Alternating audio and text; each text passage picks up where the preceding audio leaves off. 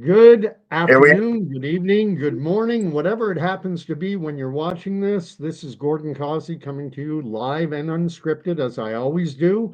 And today I am thrilled. Normally it's just me, but today I have with me a gentleman who I met during the COVID insanity that we all endured. We connected online, and I found the gentleman on screen with me, Jack Lapierre, to be an unbelievable resource of information and opinion and perspective. I'm going to give you a brief rundown on his biography, if you will.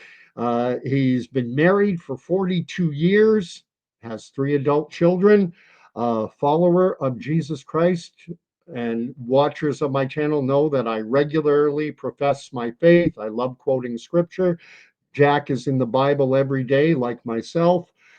Raised on a farm. He's a farm boy from the Ottawa Valley. Uh, Joined the fire department at the tender age of 21 years. So he's a career firefighter, retired now. Sports enthusiast, still playing hockey, still playing golf, still going out boating, still playing golf. We'll talk about that because I stink at golf. Uh, has been politically engaged since his latter high school years, getting into news and events in this crazy mixed up world we live in. Uh, he dove deep into the WEF and the World Economic Forum, has read all the books or a number of the books that they have put out. That started all the way back in 2016. He was following it before I was even awake to what was going on. And about, I might have seen the news about Davos, but it didn't really resonate. But he encountered an American doctor who opened his eyes to this clandestine little group, somewhat open, somewhat clandestine, called the World Economic Forum. And so back in 2020, when the world shut down and we got hit with this insanity of COVID, Jack had his eyes wide open from the start, as did I, but he had a lot more perspective than I had. And that's why it was so wonderful to connect with him online. During the trucker convoy protest, he was an amazing resource because every day, I thought it was only on the weekends, but it was pretty much every day, except for a couple, where he was going down to Ottawa, taking the hour and a half, 2 hour drive down to Ottawa and providing live stream videos to show us what was really happening and to show what propaganda we were witnessing on the nightly news with their framing of that amazing protest. And obviously, an avid reader. And Jack, welcome to my live stream. Much appreciated you being on. Pleasure to be here. You were very kind in your introduction. I am humbled with all those kind words. Thank you. Glad to be here, Gord. Well, now I want to just start off by talking about the fact that now I'm ex military, you're an ex firefighter, and we both we saw through the insanity. And we both are trained, and you probably have a lot more real life world experience in terms of dealing with stress. Firefighting is incredibly stressful. Oh, I thought you And meant being married for 15 years. your wife is not going to Only watch kidding. this now. Only kidding. I am the happiest married guy you've ever met. I adore my wife.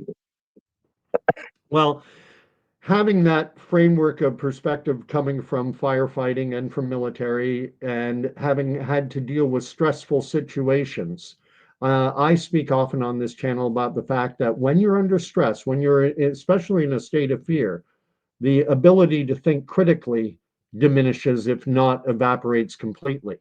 What do you, just interested in your thoughts? Do you think that your exposure to high stress situations enabled you to say, hey, wait a minute, let's step back, let's take a look at this, let's intellectualize it. Does this make sense? Following stickers on the floor, wearing a face diaper when you're sitting down but not standing up, or vice versa, actually. What are your thoughts? I agree with you, everything you said. I guess where I had a little bit of an advantage over the average guy on the street is Yeah, my career involved being able to troubleshoot and do critical thinking, uh, often under stressful situations, for sure, but not always. Not always. But it's often easier to understand any problem, no matter where it is, whether it's on the fire ground, whether it's in the military, whether it's on the street, right? Is in the fire service, we have a little bit of a standard game plan, no matter what the situation, whether it's a structure fire, a hazardous situation, a vehicle accident, a medical situation. We kind of use the four little words very, very effectively. The first thing we do is we figure what is the problem? Like, what is it? So, what is the problem? We quickly go to where is this problem going? Is it getting bigger? Is it getting smaller? Um, if we do something, will we help? Will we help make it better?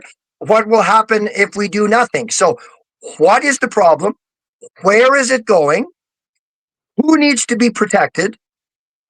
After those three, okay, what, where, who, then we go, how do we work at helping the situation? How do we stop it? How do we fix it?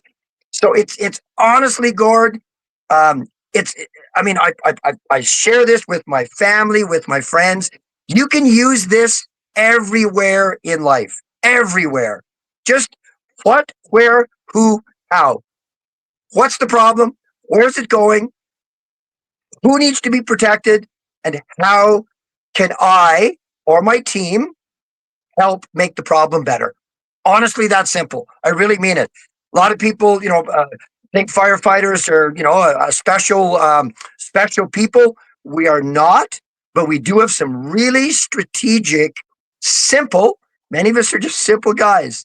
Okay, nice, simple strategies for dealing with everything.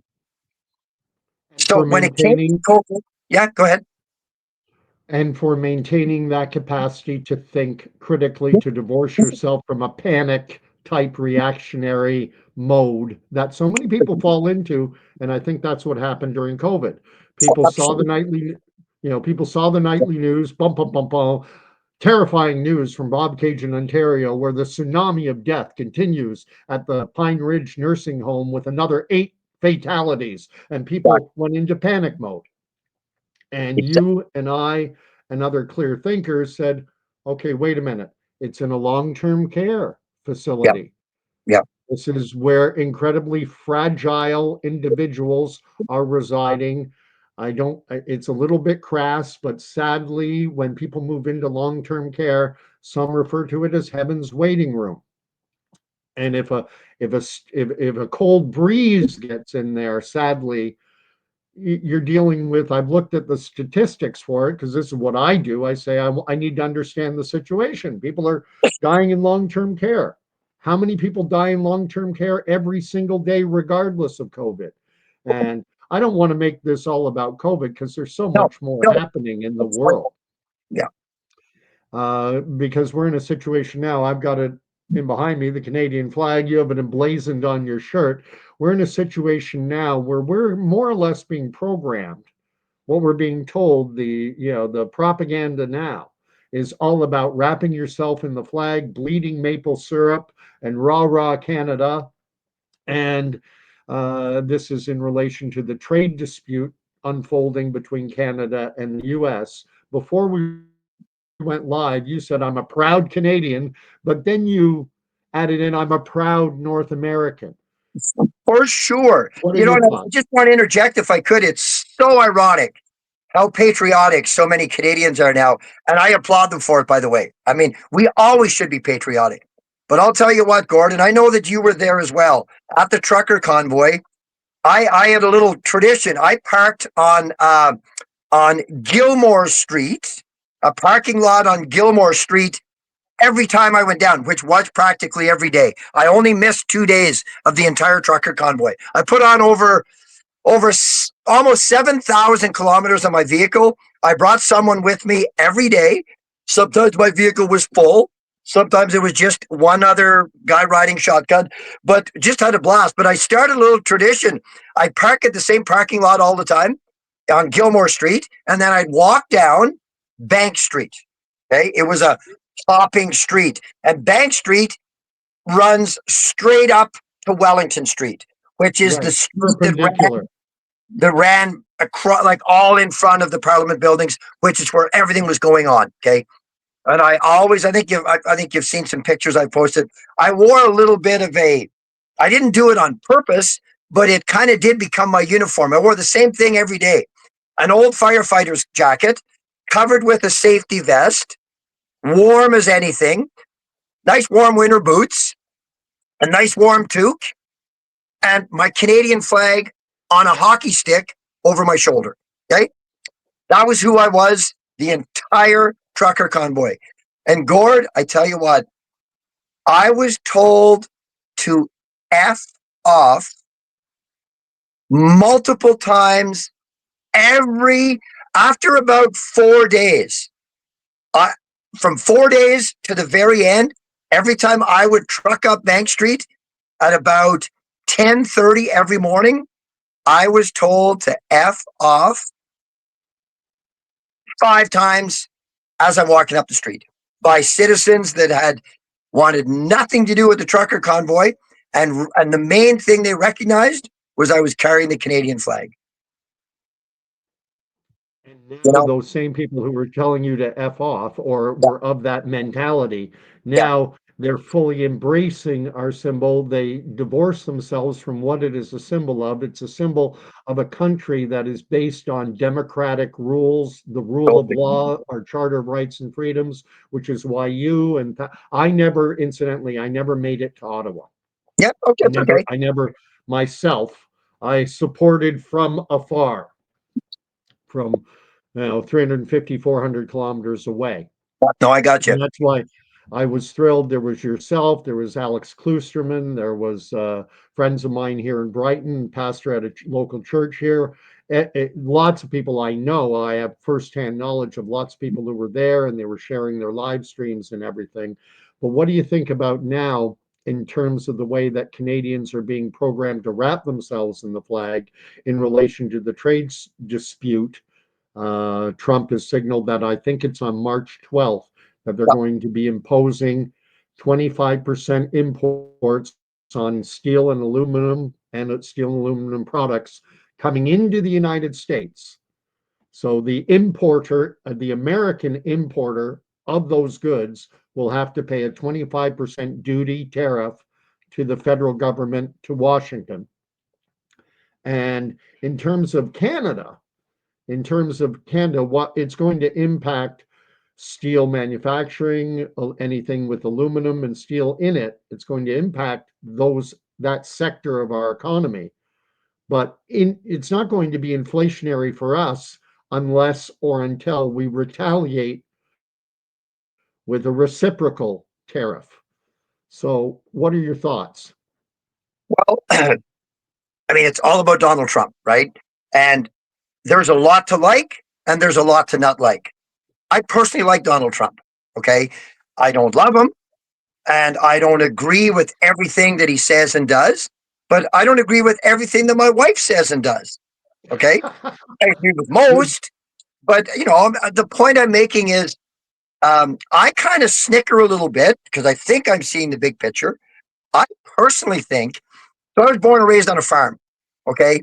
And it's common knowledge on a farm that it's in your better interest that the farmers around you have healthy crops and farming practices as well, because their land kind of impacts your land. If they have really crappy soil and have a lot of bugs and locusts and whatever it might be, it can make your property less healthy. I personally think, and I know not everybody sees it this way, I personally think that this is a pretty smart move on Donald Trump's part. I don't know that he is ever going to put tariffs on us. I know that's not everybody's cup of tea. I think he is motivating his neighbors to clean up their act and become more patriotic, more here in Canada, start supporting Canadian products, start making Canadian products, stop buying from America's biggest nemesis, China. Okay. So in the big picture, I'm not sure if it is or isn't, but it's how I see it. It's my critical thinking, looking at all the facts. I personally think Donald Trump is making Canada greater and stronger, Mexico greater and stronger. And at the same time, all three countries, Canada, United States, and Mexico, are making themselves stronger and more independent. And at the same time, making China weaker because we're all going to stop buying from other countries. And a lot of stuff we buy is from China. So we're going to start here in Canada, I myself included. I am totally committed to buying as much Canadian product as I can buy. I don't care if it's a little bit more expensive. I'm lucky enough. I don't even care if it's a lot more expensive. But for everyone, even if it's just a little bit more expensive, it's a win-win. So in closing, I think the tariffs are nothing but a brilliant strategy to make his neighbors, his fellow farmers, take better care of their own property. Yeah, and this is why I like talking to you. This is why I like reading your commentary. Jack does a lot of long form posts like I do on Facebook, and you can read his thoughts, his views on things. And that was an angle I hadn't considered. Sure, sure. And there's a No, I respect that. I mean, it's not everybody's cup of tea, and especially the Trump haters, right? Which you and I'm guessing aren't. I don't think you're a Trump hater. But you know what? I fully understand. He's easy to hate. I get that. Like I'm just, as you know, Gord, you know who I am, right? We've chatted many times over the years. I just called it like I see it, and I've been wrong a few times, but I've been right a lot of times, you know? And I just, anyway, on the tariff thing, that's how I see it. I really think Donald Trump and his team have come up with a brilliant strategy to make their neighbors, fellow farmers, stronger. I Yeah, love I love the farming analogy. We're two farms. We're producing crops. We're totally. producing next generation and next generations of that's the crop, and we're building a society. And what kind of produce are we putting out there? Is it good quality produce, or are we putting out and I know I believe we're 100% simpatico on the whole transgender stuff. Yeah, Uh, it floors me that Trump has to put out an executive order yeah, stating that there are only two genders. And I'm like, what's next? An executive order saying that if you jump into the lake, you're going to get wet. You right, know, right. it's insanity. And Now, Gordon, another thing that I'd just like to throw in there at just my two please, cents on this is, it's funny that you transition into the transgender stuff, which is extremely left leaning. Okay, let's be clear on that. No one can deny. Even people that support it would agree. Yeah, I'm on the left side of the equation. So I always like to think of it. Okay, so the pendulum. Everybody always talks about like the pendulum, right? The pendulum kind of always tends to. Life seems to work better when the pendulum is in the middle. right. Okay, so picture a clock and picture the pendulum being life is in really good balance if the pendulum is, I think you would agree, somewhere around 5, 6, 7 o'clock. Is that fair to say? Fair to say. Okay. And I think it's fair to say that currently the pendulum, we're talking about locally, like here in North America, but it is pretty universal. except for a few countries that don't allow the pendulum to go anywhere but where where they want it. But Totalitarian, yep. the pendulum, I would say it's fair to say, is at least at around 9 or 10 o'clock. Is that fair to say? I think it's hit that uh, point, and now I think it's starting the descent back. Well, I think so too. But in closing, what I'd like to say is Yeah. the only way to get the pendulum from 9 or 10 o'clock back to 5, 6, or 7 o'clock, the only way to get it there is whoever is bringing it to there has to be strong enough to actually bring it to the 3 o'clock position. Okay? So, Wow. Okay. as long as that group that's capable of bringing it to the 3 o'clock position recognizes that the best place for it to be for everyone is at the 5, 6, 7. Because if you're only capable of bringing the pendulum back to a maximum of 6 o'clock, that would be your maximum strength. Okay. Yes. Well, that would be in a perfect situation. So if everything doesn't go perfectly, the best you'll be able to do is maybe bring it back to 8 o'clock. Well, You know what that's I'm better getting than at? nine. But that's better than 9 or 10. It's better than 9 or 10, but it doesn't bring it back to perfect balance. No. The point I'm making is, and not everybody wants to agree with this, but yet many do when I explain it, you have to have the power to bring it to 3 o'clock in order to comfortably bring it to 5, 6, 7 o'clock. Does that kind of make sense? That's Absolutely. I who I love. think Donald Trump is, and that's who I think Pierre Poilievre is. Okay. Perfect human beings? Absolutely not. Okay. But those men are capable of bringing the pendulum to 3 o'clock. Long as we can ensure, as responsible citizens, long as we can ensure that they don't bring it past 5, 6, 7, and that's our responsibility. For I like to say that I'm different than, like, I'm accused of being a bit of you're a right wing extremist. I go, Right. no, I'm not a right wing extremist. I am right wing. I don't dispute that. But where I differentiate from a left winger wasn't saying anything against their own leaders when they were doing all of this stuff to everybody. Right. Okay. I like to tell my left leaning friends, I promise you this. You have my word on this.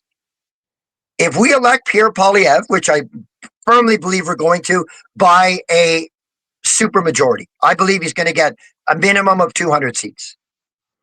I'm going to go on your show and make that statement. And I'm very confident. I'm pretty politically inclined. I'm quite confident he's going to win 200 seats. Okay. So, but the difference with people like myself and many like me and our left leaning friends, if Pierre Poilievre doesn't do what he said he's going to do and becomes a bit rogue, I will join my left leaning friends that will be screaming from the rooftops. I will join them. And together we'll go to Parliament Hill and protest. Sounds I've good to made that me. to many left leaning friends. I told them if if it goes south, I will join you in protesting the Pierre Poilievre government. Now, I'm going to push back on you a bit. Yep. You're in Petawawa, Pembroke area, Ottawa Valley. Yep. I'm down here in Northumberland County, Brighton. We're both in very rural locations. Yep. And my riding extends basically from Brighton all the way, several. We've got Coburg, we got Port Hope, because you need 125 to 150-ish thousand people in a riding. So my geographic area is quite large, and Petawawa is 15, So is 20,000. ours. We actually have Yeah. the largest geographic riding, I believe, in Canada. It's called I get, Renfrew, Nipissing, Pembroke, it's very large, like a vast area. Only 103,000 people, but it's quite large. But anyway, Well, sorry. you're not the largest because the territory, the Yukon Territory, Right. only has one sitting member. Yes, there you go. Yeah, yeah, absolutely. But anyway, we both come from But large. I get your point. It's a very large geographic area Anyway, just without, your point. yeah, without a major metropolitan center. And I Right. find that those who live in the cities and in close proximity to cities, that their political outlook is far different from those of us who live out in the sticks. Yeah. And I find they are far more manipulable. I don't know even if that's a word, but they are far more easily manipulated by the nightly news, by the propaganda machine, is what Yeah. it comes down to. And I actually do believe that Mark Carney would, and this is a coronation. I don't think he's running for the Liberal leadership. No, no.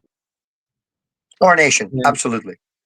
and I think that with him having been the governor of the Bank of Canada, the governor of the Bank of England, an advisor to the United Nations, which you and I recognize the pratfalls, the dangers, the perils that come with someone with that kind of worldview and experience. We've seen what he's done to England. He wants to do the same thing to Canada. You will own nothing and you will like it, or you will be happy. And we see that, but in the city where you're watching your Raptors, you're going to the movies, you're going to your shows, you're on your TikTok videos constantly. They are not paying attention to the same degree, and they're easy to trigger because he's going to take away gender affirming care. This is affirming care, and Pierre Poilievre is going to take it away. He's going to remove it. And you've got to get out and you got to support Mark Carney, or you're not going to recognize this nation of Canada that we live in. This is the rhetoric that is playing out on the left side.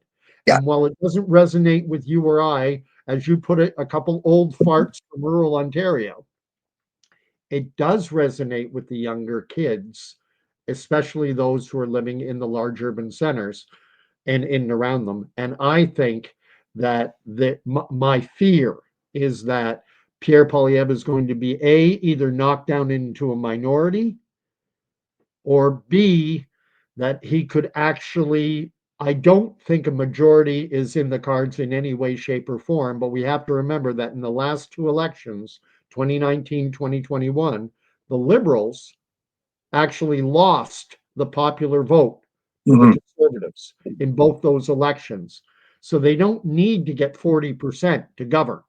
They can get 32, 33% and have a plurality. They can have the most seats in the House of Commons. And then Katie bar the door, this slide that we're on is going to continue. Yeah, Any, tell you what, we can leave that one alone, yep. and visit. We can let's do this again. After the election, and we'll see. I'm going to level with you. I respect. Yeah, look, everyone's entitled to their view, not up for debate. Um, I really, really, really strongly feel that like it's not just a hope. Trust me, it's way more than a hope. Okay, I truly believe that Pierre is going to get 200 seats. So we'll leave it at that. Yeah. You want to know something? The one area where in 100% lockstep agreement is I pray my fears are completely and totally baseless and unfounded. Sure. And when it was when it was Justin Trudeau leading the party, I was prognosticating that Poilievre would get 250 Yeah, plus. without question. Yeah, yeah. Justin was absolutely a disaster. It's so interesting who has become the small fringe minority, right? Yes.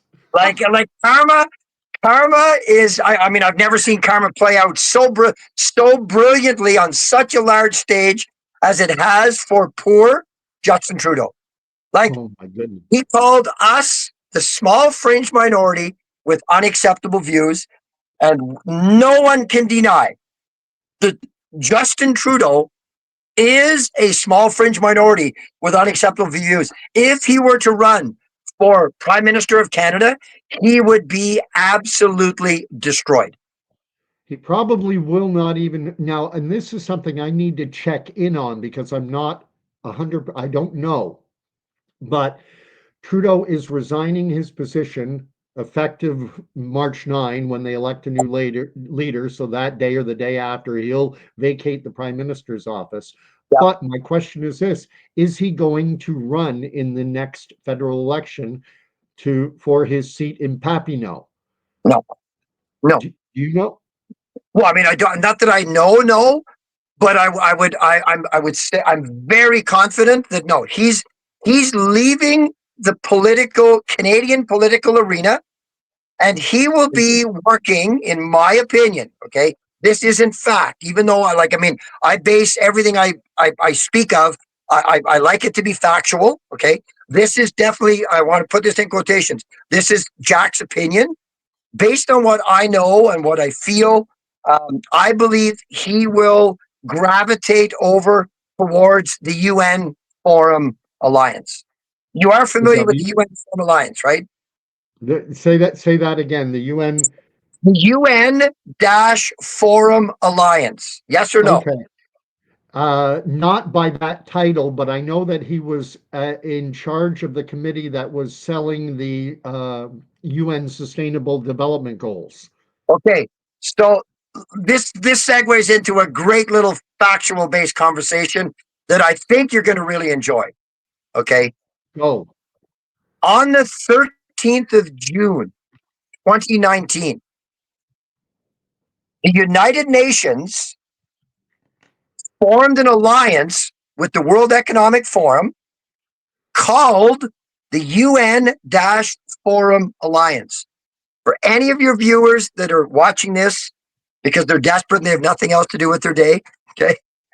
For anyone that's watching this and doubts that in any way, shape, or form, please look it up. Remember the date, June 13th, 2019. The United Nations announced to the world, okay, we have formed an alliance with the World Economic Forum. We are calling ourselves the UN Forum Alliance, and here's why we're aligning. The World Economic Forum is going to help us significantly accelerate the SDGs, Sustainable Development Goals, of our Agenda 2030. I quote from their website. Okay. Why is June 13th, 2019 so significant? Well, only 1 week later, on the 23rd of June, 2019, so 10 days later, the BBC, British Broadcasting Corporation, hosted in the UK a trusted news summit, okay, where about 40 of the major players like CNN, NBC, CBS, Washington Times, New York Post, all of the major players in cable, print, and online, like Facebook, and all the major players were there, and they formed what is currently called the Trusted News Initiative, TNI, Trusted News Initiative, and their goal on the 23rd of June, 2019. Their first goal was to ensure that with upcoming elections, that only factual information would be shared and that they would share it as a team. I'm not making this stuff up. Okay. Once people realized these two things happened only months before a pandemic that shut down the world, okay, like when you connect those two dots and a few other things included, for example, on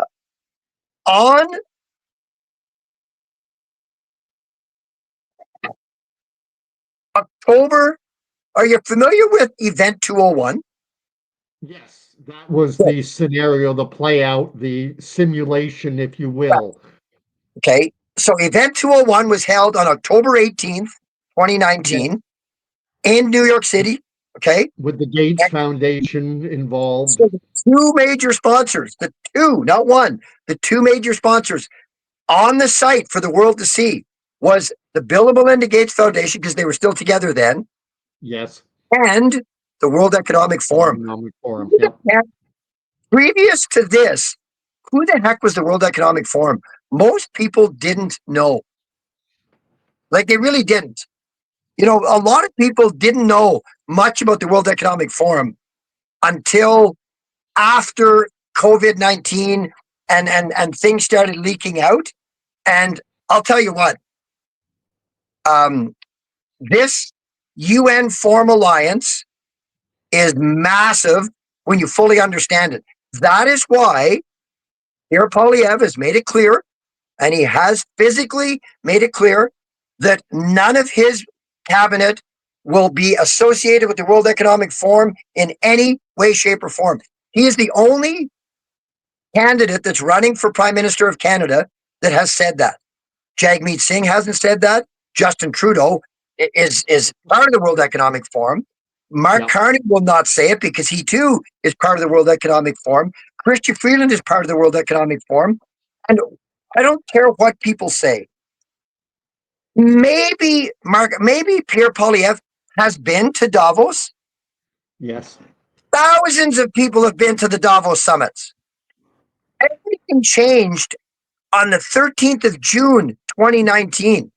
The World Economic Forum, previous to 2019, was not the same World Economic Forum as after June 13th, 2019. They became a completely different entity. And I mean, I get people all the time that aren't Poilievre fans say, "Oh, Jack, Pierre Poilievre was at the World Economic Forum," and I say, "Well, I don't know any evidence that he was there, but I'm not going to say that he wasn't there. Okay, I don't know the facts on that, but all kinds of good people have been to these World Economic Forum events. They've been running since 1971. Okay, so they've been running for over 50 years. Um, all kinds of people. I've got my picture taken with Pat King at the trucker rally. Like Yes, that doesn't I mean that saw that picture. doesn't mean that I like. I'm not saying that I like Pat or don't like Pat.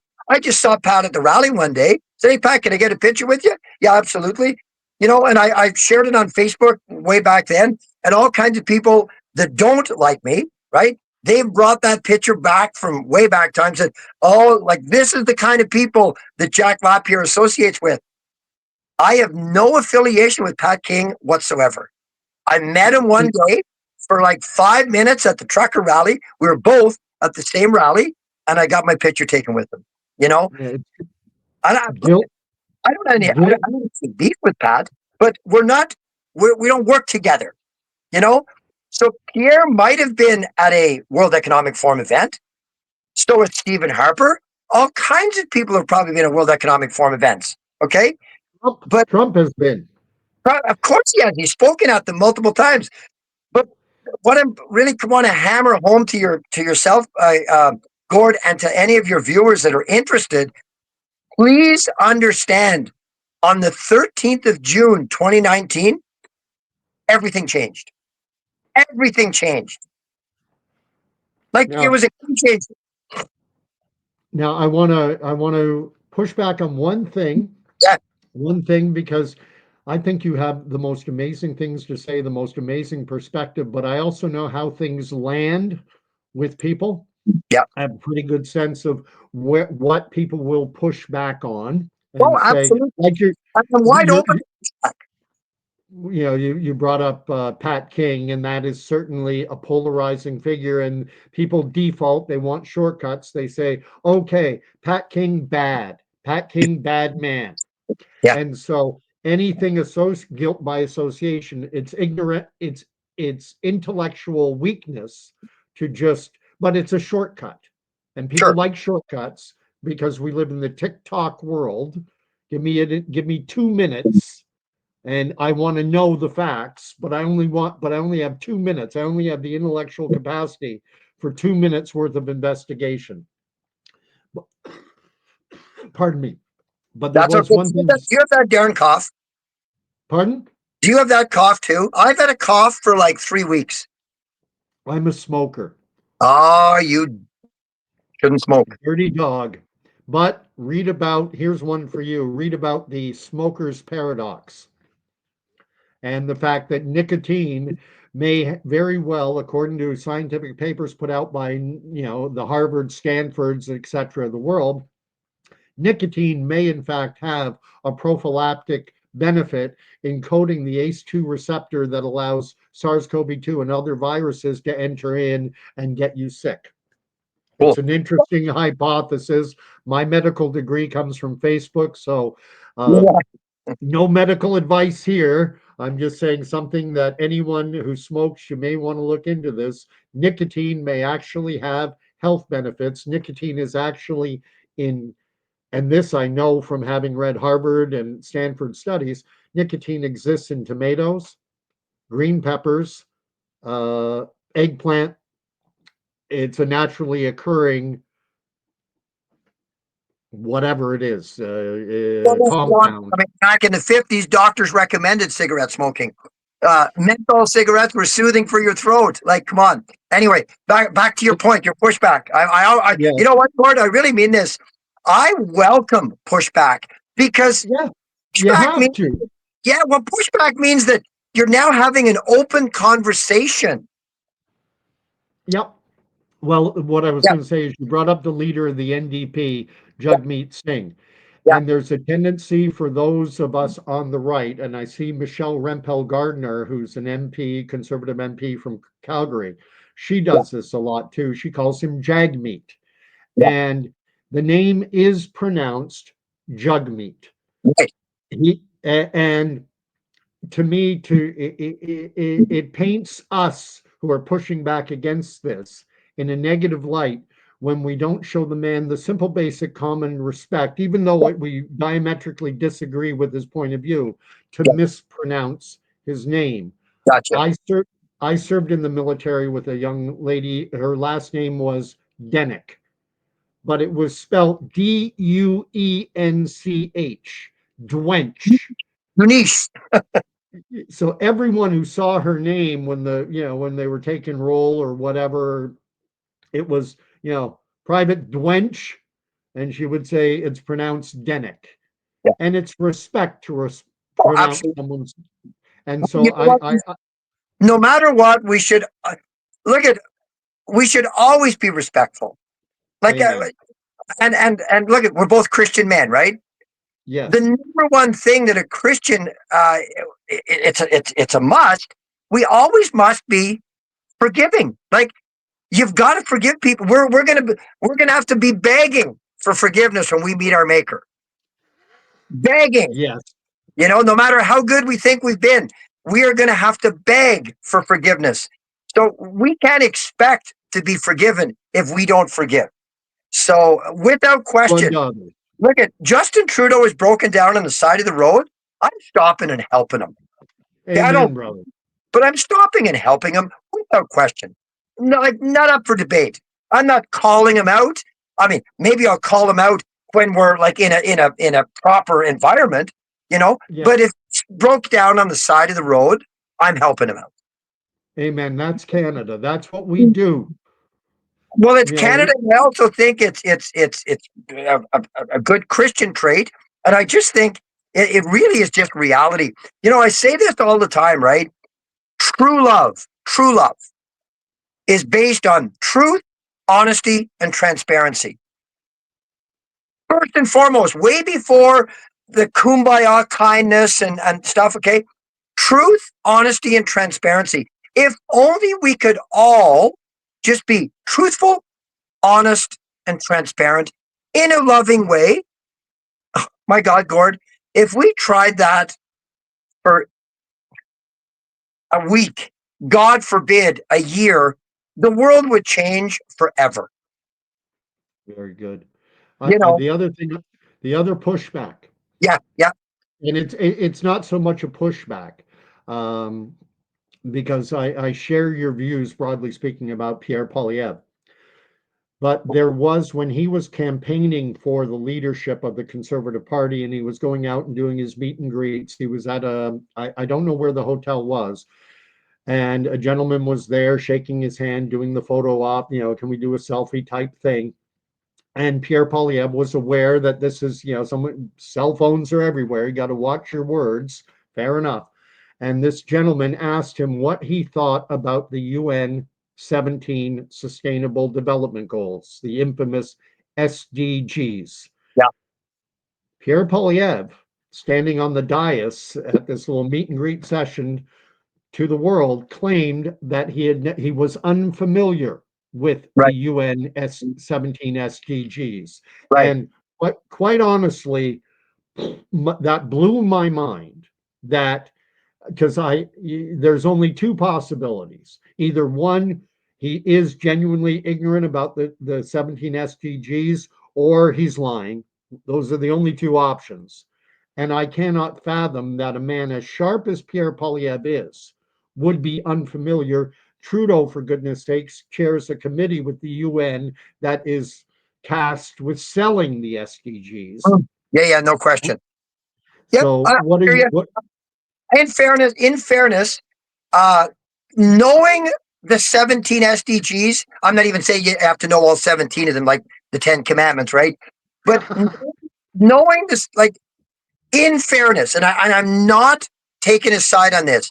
I'm disappointed. I wish he would have said yes. I'm familiar with the 17 SDGs. Um, and I like to say this about them on a personal basis. On the outside looking in, they look fine. It's kind of like that great old saying, right? The big print giveth and the fine print taketh away, right? So the 17 SDGs, I'm familiar with all 17 of them. I've read them. I've read them in detail. I've read them just in their highlight point form. For the most part, on the outside looking in, there's nothing wrong with the 17 SDGs. But when you fully understand how that's going to impact mankind, then you start to get a better understanding of, we better be a little careful of this stuff, right? So, in fairness, and I'm not picking his side on this one, but it is possible, Gord. I really mean this from the bottom of my heart. I'm disappointed, but it's possible that he doesn't know that intricate of a detail about it. Like, in fairness, I don't think he's lying. So you're like you said, there was kind of 2 points that you felt. I personally don't think he's lying. I think he sincerely didn't know. Okay. I really My, do. my, Disappointed. I'm just as it, disappointed as it, you are. Because I'll tell you what, my member of parliament, who I speak with often, her name is Cheryl Gallant, great lady. She knows all about them because I've spoken to her about them. She knows all about them, big time. So um, on that one, I hear you. I respect your pushback. And again, like I say, just like you and I, they're flawed men. Donald Trump, Pierre Poilievre. amen. Like, Amen. no, there's no perfect leader out there. It's like being a referee. I play a lot of hockey, but back 25 years ago, I dabbled in the refereeing for a little while. Became a level 2 referee, and I quit. I stopped refereeing because I just didn't. Well, first of all, I didn't like the times. You're often like doing it on Saturday night or Sunday morning, so it didn't work out that way. But the point I'm making about a referee is I thought I was a really good referee. I really did. I knew that the objective of a good referee is to keep the game safe for everyone and as fair and to be as fair as possible. Okay. So I knew that was always my objective, not to be favorites and not to be, let things get out of control. But even with those best intentions, half the rink hated you. You know what I mean? Oh yeah. Like, Oh, so you're preaching to the choir, because I used to referee. I used to umpire baseball, there you go. referee basketball, and I Yeah. remember very well the fact that I got hooked in to being a volleyball referee. I didn't want Oh, to, my daughter, but my my sister daughter had was been a football player. my sister had been captain of the girls senior girls volleyball team, and what happened was I was taking grade 13 phys ed, and my sister's old coach was teaching the class, and she made becoming a carded referee part of the curriculum. So the entire class, we all got carded as volleyball referees. And the reason she did this is because there was a shortage of refs. And then they started to tap us and send us and go ref. And most of the class said, no, I'm not doing it.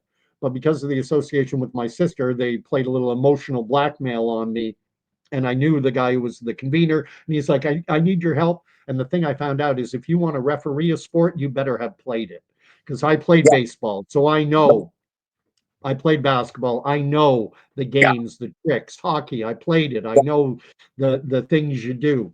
Volleyball, I was the worst right, referee of volleyball ever, and I quit because I said I stink at this. I can right. referee it. But the key point was, to kind of bring it back to our topic Yes, of conversation. You know what?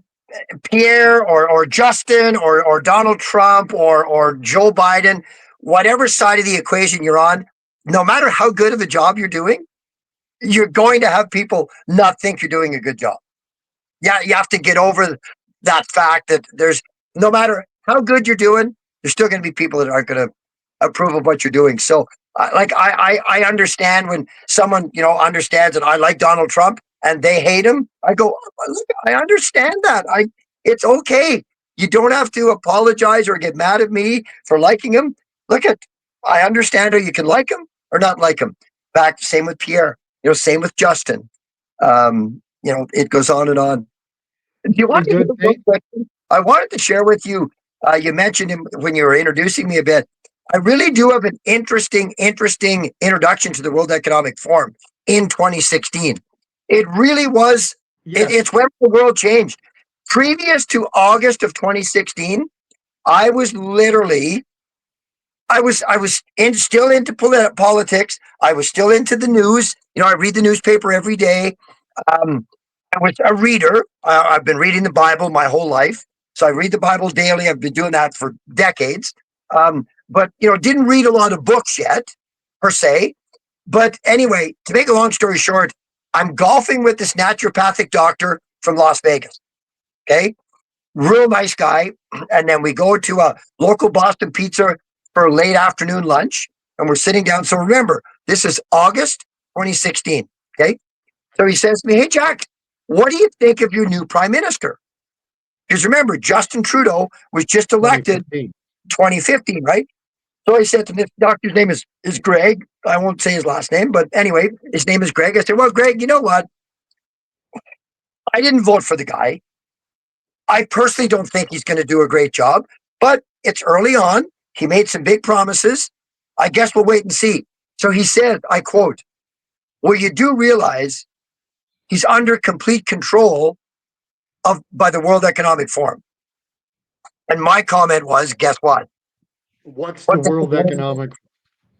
right? So my world changed forever that day. So he went on to explain it to me. And I am a research kind of guy. Like I don't always just take everyone's opinion at face value. So I listened to what he was saying. He told me a lot of pretty weird stuff. And I went home that night and popped into my office downstairs and got on the computer. And that was my very first time I ever looked into the World Economic Forum was August 2016. And Well, then I looked at other, then it leads you on a trail, right? rabbit holes. Yeah, yeah. So things changed for me August 2016. Anyway, I mean Well, that's you were about 4 years ahead of most people because I think I'm like most. I knew about the World Economic Forum on the periphery. You'd hear yeah. Well, about the Davos summits, right? I mean, I knew about right, those from like 10 years ago, right? right, Or and you 15 hear years about ago. these things, but then there's the policy for the next American century. Yeah, Then there's the Council of Foreign Relations, and you had yeah, the Bilderberger Group meeting, and you have all these little groups meeting. The World Economic Forum was just one of a plethora of all these little, elitist little groups. But I want to get on to something that one of my subscribers, the guy who goes by the name of Danny, yeah, a Montrealer, given that you're a firefighter. was interested in your thoughts with respect to the fires first in Hawaii, and then, of course, more recently in California, where we seem to have what people refer to as selective burning. And especially in the Hawaii case, there were so many buildings that were colored blue, a blue roof, that seemed to escape the fires unscathed or largely unscathed, probably some heat related damage, but they didn't burn up. And the fact they had one exit out of that town, I think it was called Lanai. There was one road leading out of that town. And when vehicles were going down that road, there was a roadblock telling them to turn around and go back into the inferno. And the only people who survived were those who had off road style vehicles who could get around the blockade. And they survived. Everyone who obeyed the official message, turn around and go back, died. What are any thoughts on that directed energy weapon? Well, I know direct you energy don't like. are real. So they're real. That's not up for debate, right? DEWS are a real thing. They've been around since the early 2000s, and they're still very experimental. So they're real, not up for debate. Direct energy weapons are a real thing. That's non-debatable. Um, I don't really believe all the things that you. I know you're just repeating what you've been. I don't really believe that on a personal basis. Um, just like there's lots over on the left that is crazy. We're Yes. sometimes a little guilty over on the right as well of making up some crazy stuff, right? So in answer to your friend's question, I personally don't believe that all of that stuff is true. Personally, um, direct energy weapons are real. I don't know that they were deployed in any of those instances. I would think it's highly unlikely. I'm not saying that the fires weren't odd and maybe suspicious, but having said that, a lot of fires are odd and suspicious, right? That's why they're investigated. Okay, so and there's a lot of arson, and uh, so yeah, I really don't have a lot to comment on your friend's question, other than I mean, I really am a fact based guy. Like Yeah. I'm very cautious of going. I'm okay being called a conspiracy theorist. I carry that badge, no problem. I like to think I'm not a conspiracy theorist. I'm literally just a person that's seeking the truth.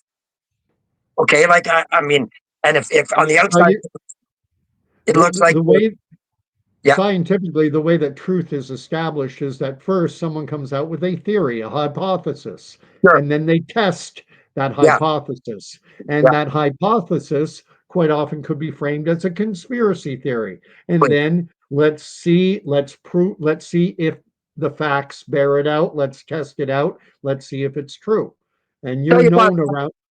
I'm willing to be called an extreme paying attentionist. Is that fair to say? That I'm is I'm, a great. I'm probably a bit uh, anal on details. Like I have a little bit of detailitis, right? I guess you'd call it. So I'm pretty serious about like having your I's dotted and T's crossed before I'm willing to put my signature on the contract. Okay. So I think the same kind of applies with what's gone on the last 5, 6 years. There's a lot has gone on, and I've just been willing to look at it from first and foremost a big picture for starters. Back to my firefighting a little bit has been beneficial. Like so, like I was a firefighter for I was a firefighter for 39 years. About 24 of them, no, about 22 were like as a firefighter. Then I became a captain, which is kind of Yep. means you're second in charge at the scene of an emergency. And then my last 10 years, I was what's called a platoon chief. So I was in charge of at the scene of an emergency, right? And in our training and it works. When you're in charge, you can't be standing at the front door of the fire making decisions. You have to be way back here, right? Like because you have to be able to look at the big picture, Yes. okay, in order to make good decisions. So I use that strategy and training and technique in most of my life, but certainly during the last 5, 6 years of stopping and looking at the big picture. Like what do I think is really going on? And with that, I've been able to find a lot of facts. So I know you follow me on Facebook as I follow you. I post a lot of stuff, I know but you do. I post a lot of stuff, but it's all I back it up 100%. Some people question me on it, but that they're Well, just questioning my personal um, narrative on it, right? But I mean, no one can ever question the stuff I post to be non-factual. right. Your interpretation of the facts may Correct. lead you to a different conclusion than someone on the Big, left, big but time. the basis is the facts. Big time. Uh, It's like looking, I love to use this example, and I have it on my cell phone just as a sticker. So the number six, when it's kind of made in a round type of way, right? Looking at it from one direction, it looks like a six. Looking at it from the opposite direction, it looks like a nine. deep. Okay, upside Or down. no. Yeah. So it just depends how you're looking at it. But either way, it is a six or it is a nine, and it is a number, and it's either six or nine, depending how you're looking at it.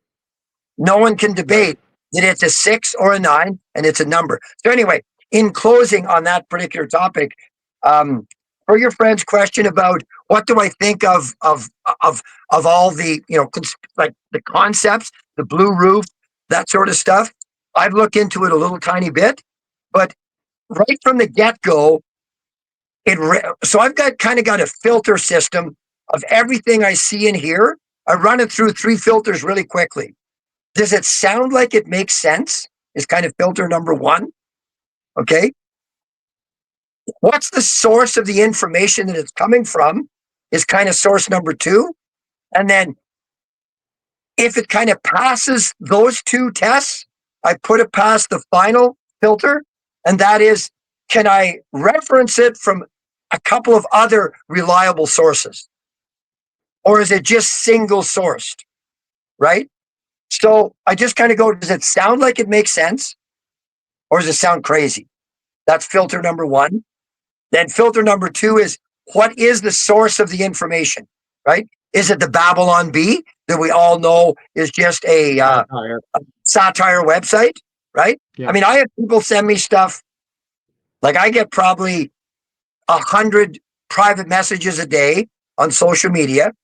And I usually, check them out at night when I'm sitting watching a hockey game or something. I'll scroll through the messages, and I get people send me stuff all the time, privately. Jack, what do you think of this? I can't believe how often I get stuff sent from these satire websites, Oh where, wow. and people think it's real, right? So, in Well, closing, with that question for your friend, I don't think it's legit. I okay. think what's gone in Hawaii, and what was the other place here in Canada? Was it out west or in the states? Or in the Oh states, yeah. right? No, Jet. Well, there was Jasper. Yeah, That was a big one in the yeah. summer. I really do, Gord, for the most part, think that it was just a lot of arson. Um, I don't think it's a lot of nefarious stuff, personally. Anyway, that's just my Okay. 2 cents. Well, I'm going to springboard from there then and into something of a theme on my channel. We all lived through the COVID era, and we saw that how that was quote used to and they've even admitted that and said that the COVID pandemic allowed us to accelerate our planning for things like a digital ID, etc. So they used it. Did they? The conspiracy theory is that it was in absence of a genuine crisis, we will manufacture a crisis. So I believe in that. I believe that to be true, personally. But something of a thesis statement on my station is going forward, looking ahead. I mean, here we are, 2025, early days of 2025. We're dealing with Agenda 2030, which you've already referenced. We're less than 5 years away from that finish line. Is what I anticipate happening is that I expect that we're going to be hit from so many different directions, be it climate disasters vis-a-vis the like things like the the forest fires, the wildfires. So we'll have environmental danger. We'll have health related danger. We'll have war, like we were seeing in Ukraine and in the Middle East and in Sudan right now, war, and then terrorist style events like we have seen in just recently in Munich. And my belief is that we're going to see boom, boom, boom, so many different things coming at us at once. I don't know if I mentioned another health scare, and everything's coming at us at once, overwhelming the capacity for critical thinking, which you are so adept at. That the greater mob, the greater population is just going to say, keep me safe, government. Whatever you want to take from me, take it. Just keep me safe. What are your thoughts about what's coming in the months and years ahead? It's so funny you say that. I have an incredibly good friend and a good Christian man. Matter of fact, he's the father of 13 kids. Okay. And he's a rock star guy. He's a great guy. He's one of my very He's got to closest be friends. Irish. Pardon? Is he Oh, Irish? oh, there's lots of Irish in him. Absolutely. But anyway, he says something so poignant of the people that you just mentioned a few minutes ago of like, just tell me what I need to know and I'll do it. Okay. He has said to me, he says, so at first he thought I was crazy 5 years ago. Okay, he didn't believe like my views whatsoever. So he's like vaccinated. He's got like 5 boosters and he wore a mask all the time and he followed all the rules, right? And don't get me wrong, he's a great guy. Okay, no ill will whatsoever. He's a great guy. He trusting and he believed, right? And he said to me just recently, like I mean, literally 3 weeks ago, after church one day, we were chatting, and he goes, "You know what, Jack?" He said, "I got to tell you, you were right." But he said, "I really don't want to know what's coming." He said, "I know you're right, but I just don't want to know." And I Ignorance is go, bliss. "Yeah." I go, "I respect that." He said, "It's so overwhelming."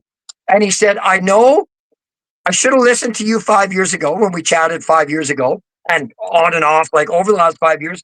But he said, "I know that I'm so far behind now that I'll never catch up." And I said to him, I said, "Well, you can catch up in a blink if you just start figuring some stuff out."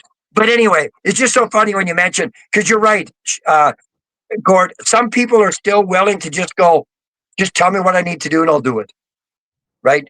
From that side. So yeah, I think there's a lot going to be coming down the plate in the next 5 years because Agenda 2030 is a real thing. It's not up for debate. It's a real thing, and it's been controlled by the UN Form Alliance. So they brought on a partner to help them with their cause, and they've hit many roadblocks. The Canadian trucker convoy was one of the massive roadblocks. I have Yes. so many people, on the left that said, "Oh, that trucker convoy, like what a flop that was." I go, "You have no idea. You have no idea." Yeah. Oh no, there's people that think it was just like laughable. It was a laughable flop. And I go, "Look at man, you don't know what's really going on. Could the trucker convoy have been even more successful? Absolutely. I was there Sure. practically every day. On the weekends, there was hundreds of thousands of people downtown Ottawa, but during the week, there was 5 or 6 thousand. Right? The numbers like went way down and then way up. Would I have loved to have seen 1 million people on the weekends and 100,000 during the week? Absolutely. Okay. So I'm being real and I'm being fair. But the reality is, this Agenda 2030, they felt that they were going to fire this thing through with, Justin Trudeau in Canada and the Ardeen woman in New Zealand and whatever the leader was in Australia and the leader in the UK and Joe Biden in the United States, that they had their leaders in France, Macron in France, they had their leaders in place that were going to make this happen on the big name countries so that the rest of the countries would follow in. And they've hit some major snags thanks to people like you. Okay. Mhm. Well, fair enough.